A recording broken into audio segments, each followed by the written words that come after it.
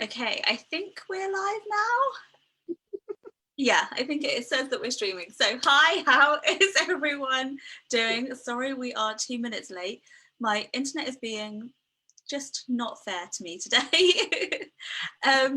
But I want to welcome my guest for this evening, Ms. Nadine Barrett. I'm so excited to have her on my live series, her Rebound.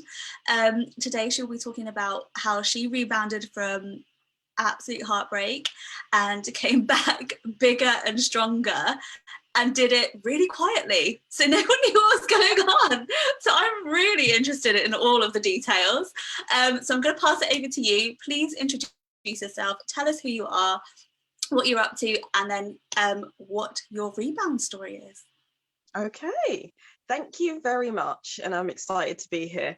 Hi everyone, I'm Nadine Barrett. I'm a transformation coach, author and speaker. I really love helping ambitious women to get to where they want to be by letting go of the baggage of the past and just moving forward into that place where they can take control without worrying about what everyone else wants and expects of them. So that is the main aim of pretty much everything I do. Myself, definitely. So I guess going into the rebound story, since we had the intro, it's been a bit of a whirlwind. You said doing it quietly. I feel like everyone's been doing a lot quietly recently, but I maybe just started a little bit early. Before anybody else. Yeah, just before everyone, of course. So it would have been about a year, nearly 2 years ago now. I'm trying to think of. Seems like the last year's just wiped a lot out in my mind. It didn't exist in anybody's head. I know. It's been very bizarre. But in 2019, there we go, taking us way back when life was all a little bit different from it is now. And everything had kind of settled down. I was in a good relationship. I was happy. I was working. There's times you start to get into your 30s, thinking about the future, all of that kind of stuff. And I'm someone that, I've probably spent most of my life out of relationships than in them. So more time being single than being with someone. And I'm sure a lot of people can relate, especially it seems like our generation may be breaking the trends of just having a warm body to have somebody there. We're trying to look for the right person and not settle. So yeah, exactly. So our standards are higher. We know what we want, and we know that there's a lot of things that we can provide for ourselves. If we're going to have somebody around, you want them to be an addition to your life, which is always what I aim for. Absolutely. So I'm happy, I was settled, we were doing fun things together, everything was going well, and he was talking about the future. And then one day, just crash bang, over. No warning, no arguments. In fact, we'd never argued a day since we met and still haven't. Really? No. Well, that's interesting. Okay. Yeah. So no warning. So it's not like, sometimes things are a little bit rocky, or maybe you're not getting on, or maybe there's been a particular area that you're disagreeing on. There was none of that. We had plans for the immediate future. We were working on plans for longer term as well. So the kind of shock, I think, is the big thing with, I guess, a lot of breakups, especially when it's one person's decision and you've not been able to, talk about anything or reconcile or try and work something out. It's just like they just completely ghosted. Just, this is it, and then just kind of went off the grid. No conversation, no there's something to work through, no explanation. Actually, it wasn't even just no conversation. There was no real reason why. So that's also part of actually what do you do when you don't have any closure in any area of your life, yet alone with somebody you're thinking, okay, this is it, thought we were fine, and then you just have no closure, just nothing. So that was a massive shock, and that happened probably in the middle of the summer that year. Right. So that was, just going back less than 2 years. So I thought, wow, being obviously in breakups before, not in that kind of a situation, but what do you do at that point when someone doesn't want to talk to you, when they don't want to deal with it, when there's no kind of maturity or communication involved? You just got decisions to make. Do you wait? Do you kind of run and try and get them to change their mind? What kind of things do you do? So I did what Nadine always does and said, okay, what can I do next? And just kind of focused on me. And that was the main aim of, yes, it's really painful. Yes, it's embarrassing to an extent, because you've got a million people asking you about someone they've known and let into their life, and you don't have an explanation for anything, and all the questions you can't answer, and then you've got your own personal stuff to deal with. And it's just like, well, I'm not going to sit around for months or years being like down and depressed and, you know, just being stuck, because that doesn't help anybody. So I just started analysing things. You do a bit of a life evaluation. What's working? Yeah, what's not working? Kind of go through those main areas of life, like career, jobs, all those kind of things. What am I actually doing? Is this what I want? Because obviously now the plans we had together are not going to happen. So what do I do for myself? Got to sort of restart all of that. And what is in my realm of possibility to actually do now? And so one of the big things for me was that there'd been sort of things I've been putting off doing, because I had a lot of caring responsibilities. I've had, you know, that the habits and things we get stuck into with the people in our lives, like you play a role for them and then you kind of miss what you want for yourself. So I started to just reprioritize. And I basically, within, I think it was about 6 weeks after that, I started looking at places to live. And then within a couple of months, by the October, I think it was either the 1st or the 4th of October, I had moved into my first home, which I purchased. So it was just like, I also got a new job, because that was one area that I just wasn't happy with when, and I know you definitely relate to this, and I'm sure a lot of people listening, the boss, those ones that might not be the job that's an issue, might not even be the team, but there's definitely that one person that if you have any longer with them, a lot of people. something's going to go wrong. The toxicity is just too much. And you know, other people may sort of stay in situations for years, whether it's with work, whether it's with friendships, whether it's with whatever, that it isn't working for them. They're not happy. That person's taking the mick, they're pushing boundaries. They probably do it to everyone, but for me it was just like, well, I'm not doing this. So at the same time I was sort of looking around, I applied for a new job, got that. I started the new job the same week I moved, which obviously was the craziest thing to do. Yeah, just needs that much stress in 1 week, and trying to coordinate all these new things you never had, because it wasn't just like moving into a rented place with a mortgage. I had to work out all these things I'd never done before, you know, paperwork, the legal side of it, registering with councils and lawyers, and it was just like, okay, this is a lot. Like, people make this look very fun and easy but actually there's a whole process behind it. Sorting out budgets and finances and all those kinds of things, all at the same time with a new job, and lots of other stuff were going on personally. So I just think it was one of those times where there were decisions to be made, and I could have just gone back into the habit and the comfort and stayed where I was and not done much, and just, you know, just live my life just being not really fulfilled. But I chose to just take a few leaps at the same time and see what happened. And that's where we kind of ended up by the end of the year, is just settling into all of those new things. I mean, I feel like everybody wants that kind of story, right? Like, everybody wants that moment in life that just shoves them into their higher version of themselves. So I want to take it back a little bit. I want to take it back to you're still together, everything's going right, and you're planning.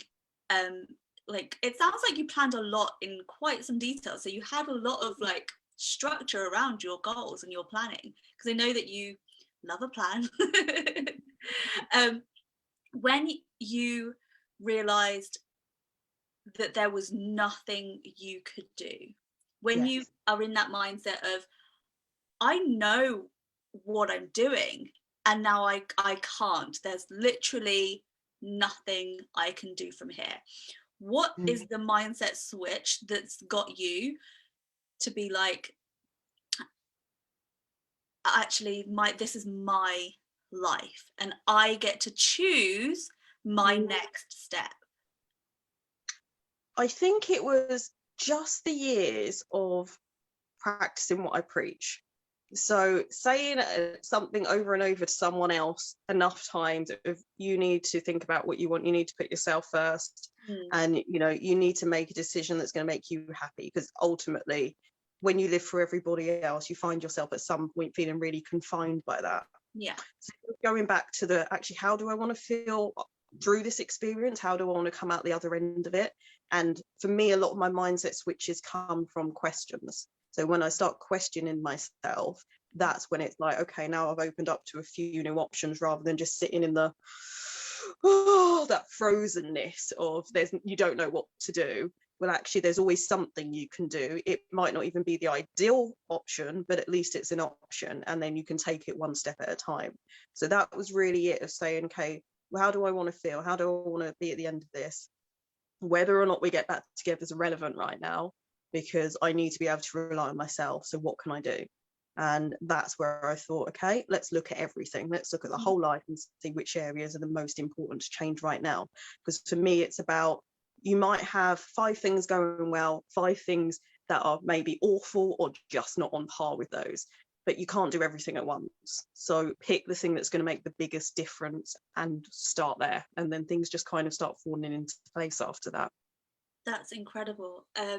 I think that it takes such awareness for you to realize that you need to think about this, that you don't need to just break and fall and stop, that you need to realize actually there is a window out of this stage, out of this level of me, and I need to go on and go forward. And I love the fact that you rated all of your next steps, because I preach and coach the opposite. I say start with the smallest thing, like start with the thing that's going to just move you. And I love the fact that you started with the complete opposite. Sure. I just went all in, which is brilliant, because I think that mindset of I need something that's bigger than what I'm feeling currently, and I know that moment is horrific. So thinking that you need something bigger than your pain is genius. I think that's so smart, because it really changes your perspective, because you've got this other project to go on. Yeah. When you were sorting out your goals and sorting out your lives, like, were you hyper focused? Because there's so much emotion that goes into a breakup like yours. I mean, there's so much in all types of breakups, but when you can't resolve it, when you're the only one sitting there with loads of questions, where do you go? Like, how do you even think, okay, well, this is my big thing, this is great. How does it come about? I mean, I know that you picked your goals and you asked loads of questions, but what awareness did you have in terms of your feelings? I think a lot of awareness in that, with experience in life, it's not the first breakup I've had. I've known how long I've taken to get over things in the past. So that's one thing where I'm like, don't want to do that again. I don't want to feel stuck for so long where I just kind of just stop and I'm stuck in those negative emotions. So that's one thing that kind of spurs me on. I think a lot of that I deal with myself. So I'm not going to be, sitting around for weeks on end just snapping at people and ignoring people and doing things because I'm feeling a certain way. I'll go off and deal with that. And like you say, actually, those little things, it might be that one day you just need to take a bath and watch a really sad movie. I'll do all of that at the same time, but it wasn't enough to get me out of it, because that would have been a really slow recovery. And it would have enhanced some of those emotions I didn't want to stay in. So it's just the choice. And that reminded me of what you just said, actually, of finances, because when people were talking about paying off debt or looking at a financial goal, you have those 2 methods. You have that kind of snowball of start small, one thing, and it gives you momentum, which some people need, because if they don't have a small win, they won't move forward. And then other people do the opposite, like me, and they go for the biggest thing and do an avalanche. So there's always going to be something that works for someone. And maybe if you tried something in the past and it hasn't worked, try the opposite. So I've done the flow stuff, I've done the, okay, I'll just be easy, I'll be gentle, I'll do all of that. But then you might be a month down the line still going, well, I'm still not really any different, you know. Yeah. I still don't feel much better. I still don't have the answers to what now. And then for some people that stays unresolved for years. Yeah. Really So I think it's knowing what the possible consequences were and knowing my past experience of what has and hasn't worked for me.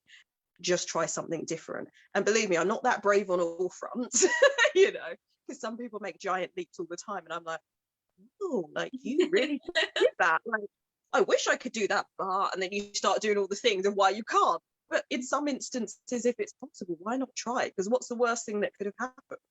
Yeah. I was already sad, you know. I think it's so true. I got caught up in a conversation this morning.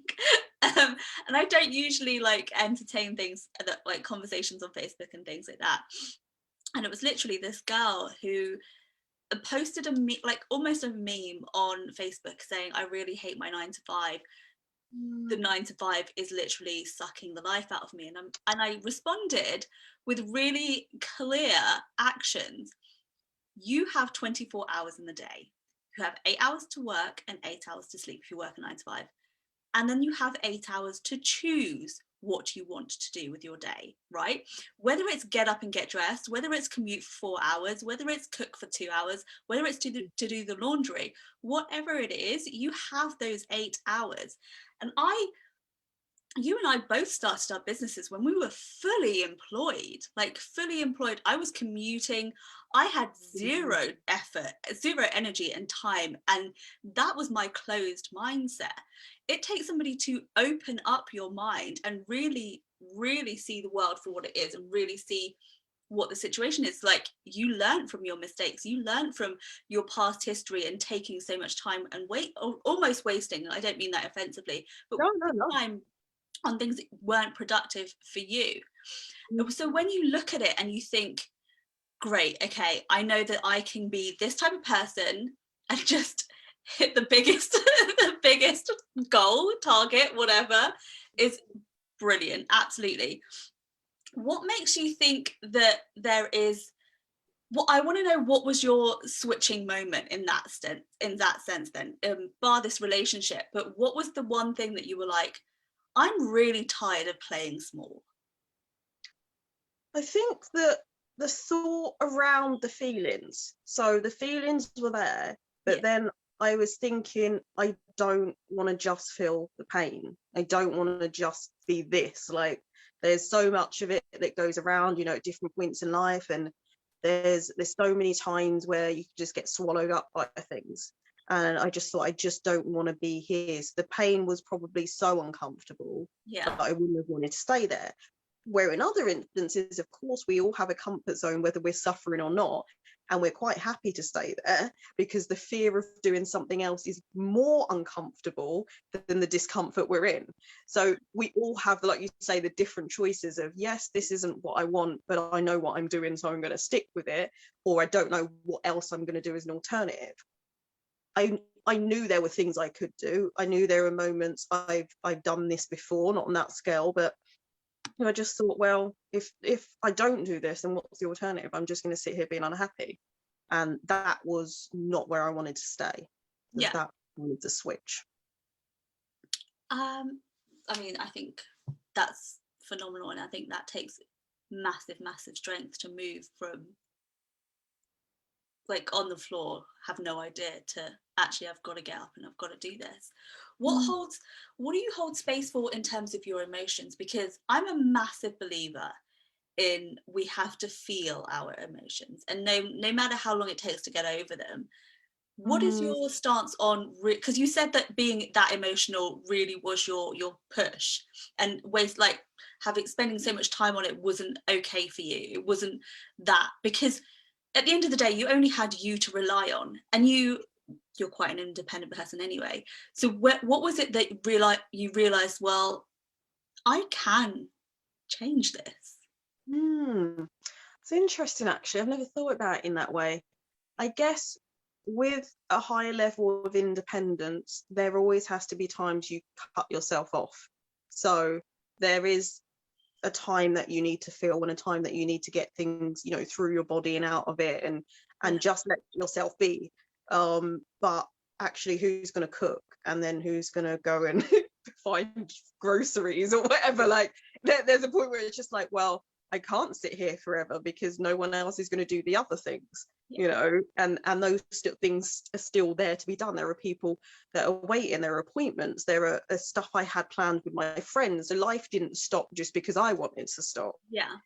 So it's almost that thing of, well, I've just at some point got to move. But yeah, I do really respect that for some people, they might need to take a few weeks out, cut everyone off and deal with themselves. That's absolutely fine. And there are times when I will just sit, whether it's watching movies, listening to music, and I will just be by myself. I'll journal, I'll do whatever I feel like I want to do that day, you know, walking, whatever. But I think there's probably a difference in that I'm quite an empath, I'm quite an introvert. So there's always a level of my awareness that's there, and there's always a lot of emotions that I'm feeling. So it's maybe that there's just always a level of something that's going on, and I pick up on a lot of other people's energies, and there's always stuff going on because I'm very sensitive, that there might always be a level of discomfort. So maybe that was just too much. That's so interesting that you look at it that way, because I think discomfort comes from our fears, right? Like we have so many levels of different types of fears, and the fact that you have become okay with a certain level of fear, with a certain level of awareness, is one, genius, and two, I think I read something about that in Elizabeth Gilbert's Big Magic. I think because she says that one, creativity is everywhere, but two, so is fear. And it depends on which path you choose. It depends on which path you pick. So you've clearly created your life as opposed to sitting within your fear, which is absolutely brilliant. When you think about your achievements and your and the things that you have achieved, because they are amazing, like you are an incredible woman. When you think about that, do you think, okay, the next thing has to be bigger?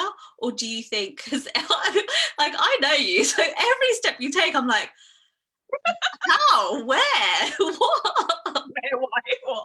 Yeah. So are there like little steps that you've taken, or are you just going for the gold? Honestly, I wish I was just going for the gold. It's so strange, isn't it? Because I would guess, like how you said, a lot of people will reflect or say things back to me, and I honestly don't then see them in the same way that they do. So how have you done this?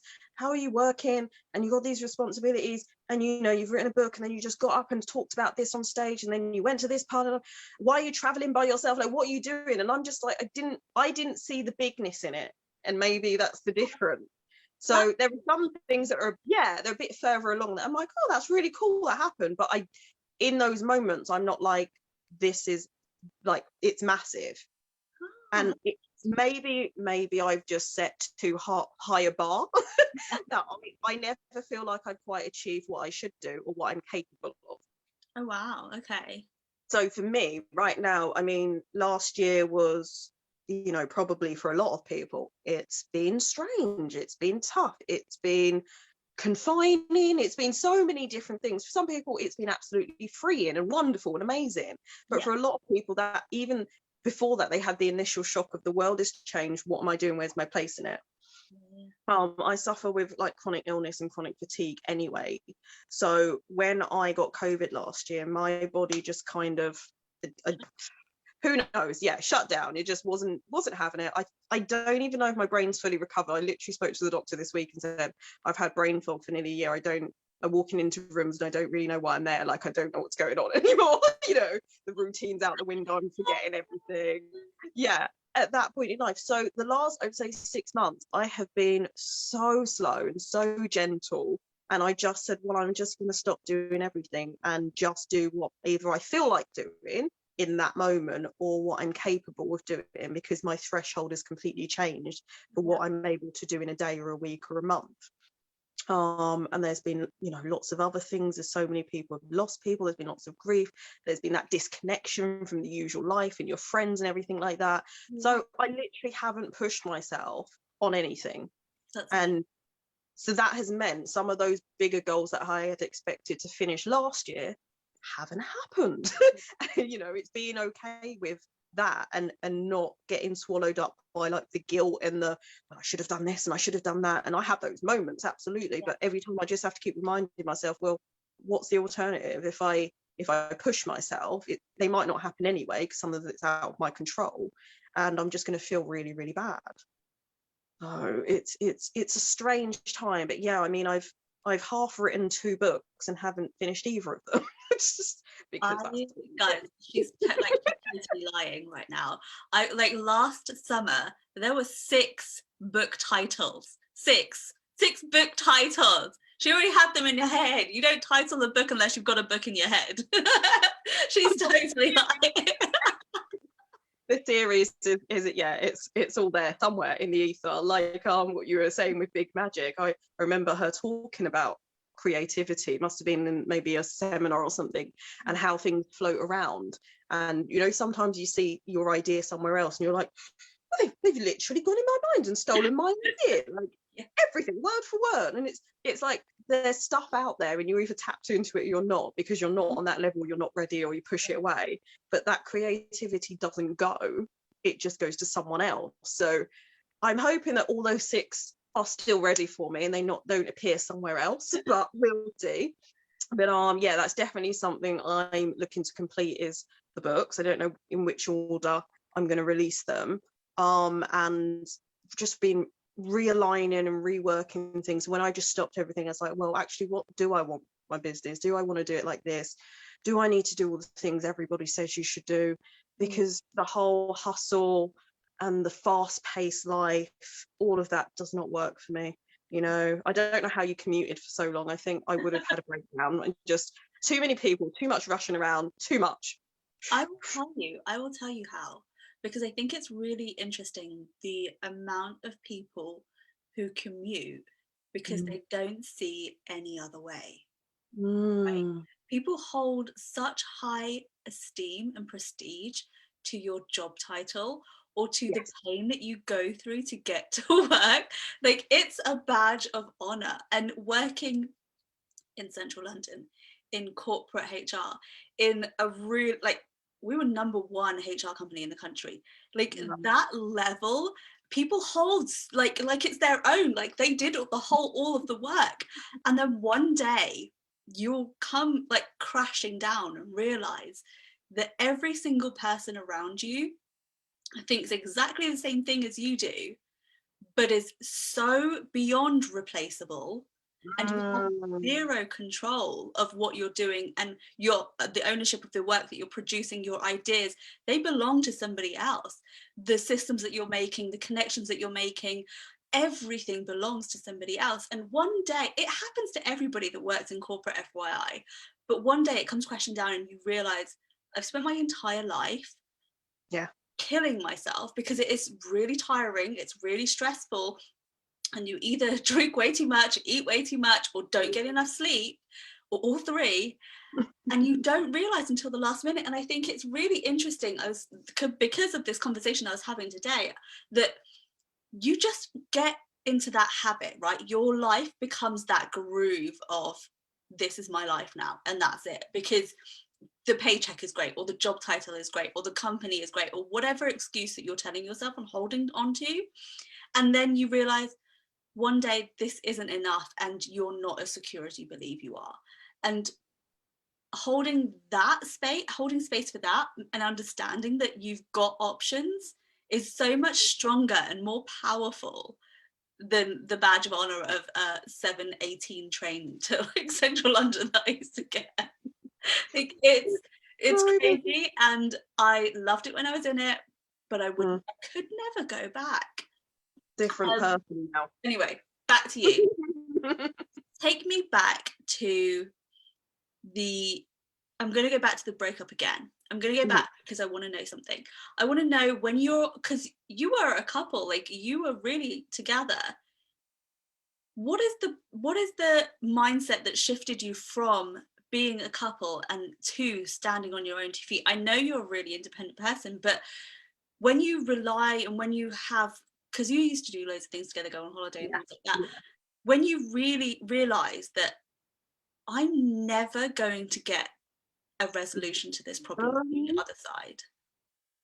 It Yeah. is all me. And when you hurt, when you are in pain, it's always comes to the surface as victim mode, right? He did this to me. I was the innocent party. I cannot believe this has been done to me. However, your actions say completely different. You were 100% not the victim 6 weeks later. So where did you start, like, with that journey? I think getting the initial stuff out first, because that's you know, normal reaction, isn't it? Yeah. It's why, what happened, is there something I missed, all of the thousands probably of questions and other people's questions, and then you're trying to put it all together, and maybe this happened, maybe that, all the theories. Of course I may never know, that's, you know, that's not my choice. But in the moment, of course, that swirls round, and it was just overwhelmingly confusing. I think that's Can the you best just go into word. more sorry to interrupt Yeah, you. no, no. Can you go into more detail about why it's not your choice? Yes. So you've got two people in a relationship, romantic, friendship, you know, whatever it is, a family relationship. How you treat them and how you treat yourself is your choice. What they do in response to that is their choice.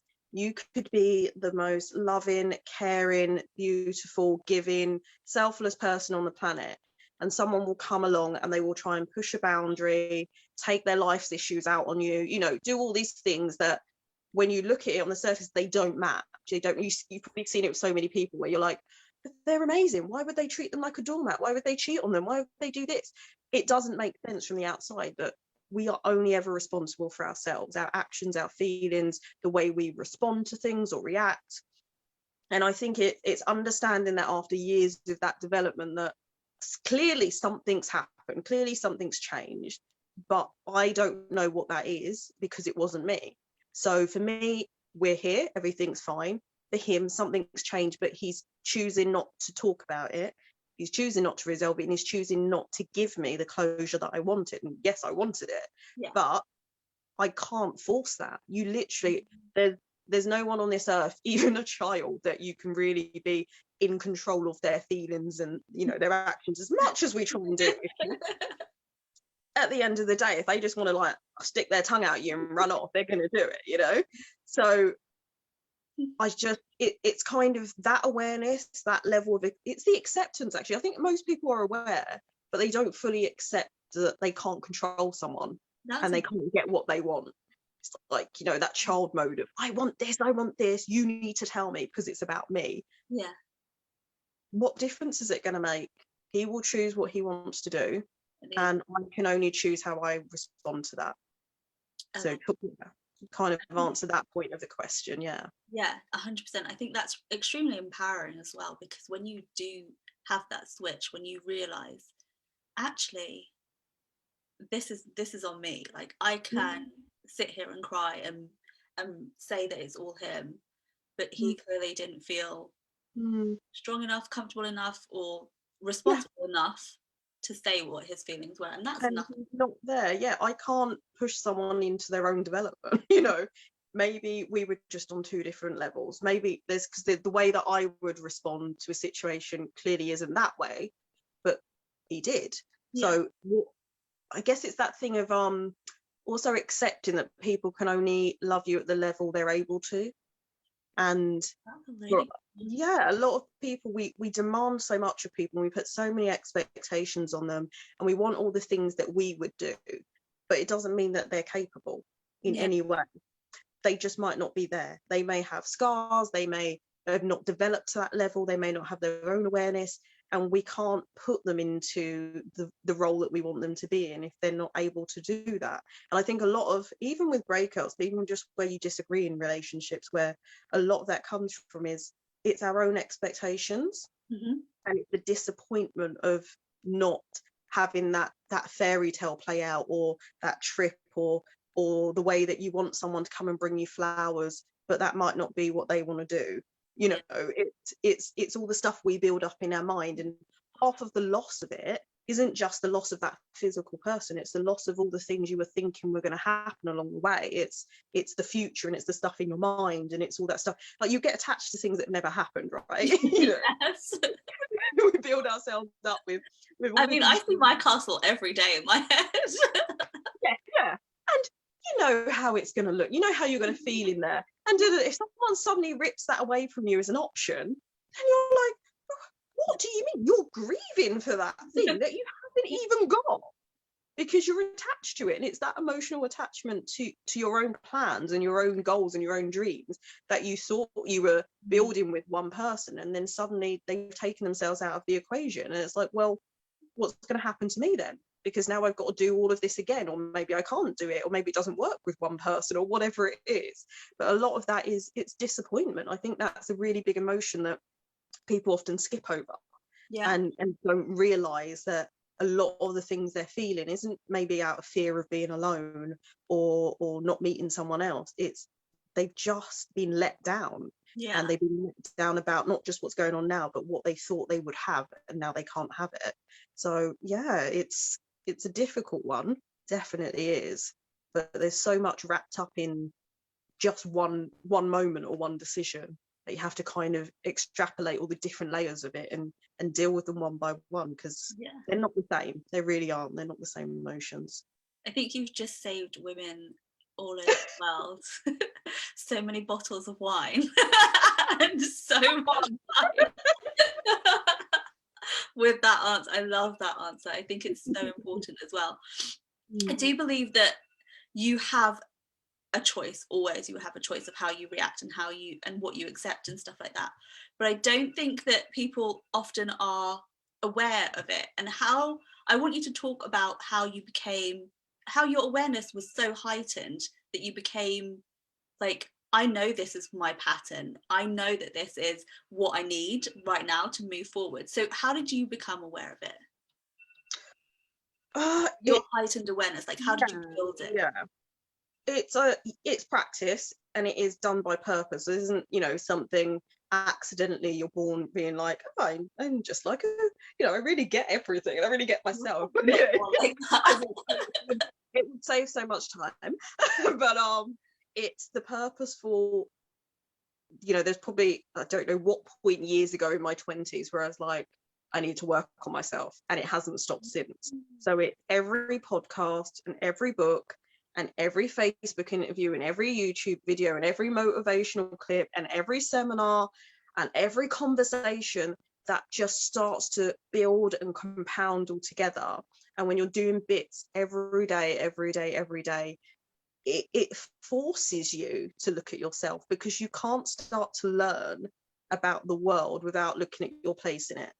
And you can't kind of make sense of your history without unfortunately taking responsibility for some of it as well, and figuring out, well, how did I contribute to this? If something's happening, there's a reoccurring pattern of maybe you keep not getting on with everyone in 10 different workplaces. You've got to suddenly go, I'm the common denominator here. Like, what is it that I'm either attracting or I'm doing that is creating this situation over again? And I can't remember what book it's in. I think it's maybe one of Wayne Dyer's, that he talks about, like life being a mirror. So the things that happen in a bit of a reflection of ourselves, or the things that we need to deal with, or, the dark side of your soul, however you phrase it. So if things are going on around you and it's the same situation, different faces, different places, the same situation, there's something in there you need to learn, there's something in there you need to resolve. And maybe if stuff's coming up, it's because you're ready. Maybe you weren't ready 5 years ago or 5 months ago, but you're ready to deal with that now, and that's going to take you to a different level of evolution.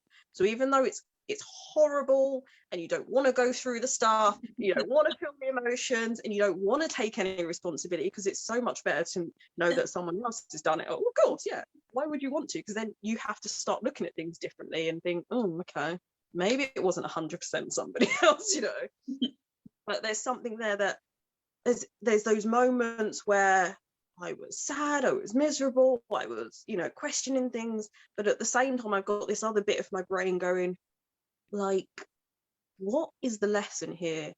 What is the thing? Like, how are you meant to get better from this, or how are you meant to get past this, or what can you bring from this for other people? And it's constantly learning to question myself. I do it so naturally now that I don't have to think, right, come on, Nadine, you know, it isn't like a session. But because I do it all the time, and I keep prompting myself through even normal situations, get road rage, right? Maybe when I look back, actually, I started the day off wrong. You know, Yeah. I was irritable, I didn't meditate, my vibe was all wrong, and then go, well, no wonder this happened. And that kind of just, it releases it from then you thinking in your mind for the next hour, that person cut me off, and getting really annoyed about it long after they've gone. Because it's like, put it back in context, zoom out a little bit and see what else is going on. And in any situation like that, that's kind of what I do. And it might not be immediate, which is fine, but I will always get back to that point of going, okay, what's going on here and what am I doing? And just holding myself accountable, really. I think that's so interesting, especially when you're in a place of everything's going wrong. I can't do anything. I'm stuck. This is not because of me. It's because of the situation, or it's because of the people around me. And I think the most important part is to really hone in, just say, well, what did I do in this situation to make it feel not nice, to make it feel not great? And I think that's a really important step. And also, secondly, that there are so many people that have written about this and have written it beautifully, that you've got so many people to turn to. And the fact that you did and had the sense to, when so many people don't, and call it fluff writing or call it something soft, like emotional stuff, that's what we need teaching on, the emotional side of our lives, because we all have emotions, but we are never taught how to deal with them. Underestimated. It is. It's one of those things that I think people should learn a lot more about. And if it is up to you, then it's up to you to pick up a book, to go to a seminar, to do all of the work for you, to not only be a better person, but like you mentioned, a better person for your community. Because once you learn these things, both you and I go on to teach and go on to show and practice these things to build a better world for the people that are around us constantly. And I think that's really important. Yeah, and I think there's so many amazing examples of people when, you know, you look at them and you think, how are the stuff they've been through, the way they've been hurt, and you think, how do they just forgive so easily, or how do they just pick up the pieces and move on so easily? So it's like, we're capable of doing it, clearly.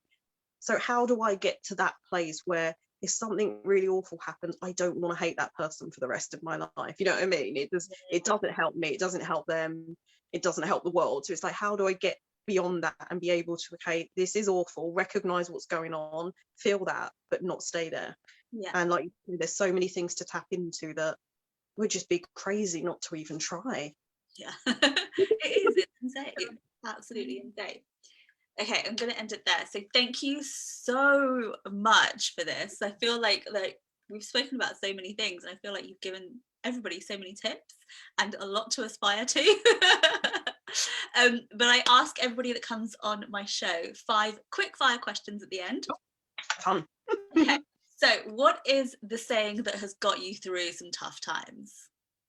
This too shall pass. Oh, I love that. I think somebody else actually said that one as well. That's really good. What's your favourite meal of the day? Oh, breakfast. Oh, one thing you have to do with your day. So I think yours is very similar to mine. Mine's meditation. Yeah, I was just going to say, yeah. Yeah, it's the only thing that works. What is the one thing that you would change about the world? Oh my God, just one. One. People didn't make other people feel guilty about being happy. Oh, that's really interesting. I like that. What's one strength that you would gift women? Oh, wow. Freedom, in a sense of feeling free, not just physically being free. That changes everything. Oh, I love that. Those are brilliant answers. I want to talk to you so much more now. we'll do it another time. Yeah. Thank you so much, Nadine, for coming on my show. Please let everybody know where they can find you, how they can contact you, and where you hang out the most. Cool. So I am on Facebook under my name, Nadine Barrett, and also have the Emerging Warrior groups. You'll see the same profile picture there. I'm also on Instagram under my name, and I have a website, justmeonlife.com. Generally on Facebook a little bit more than Instagram, but you know, I will pick it up eventually. Amazing. Thank you so much again. I hope you've enjoyed this as much as I have, because I've thoroughly enjoyed this one. Thanks, guys. I will see you the same time next week, and bring some questions. Lots of love. Bye.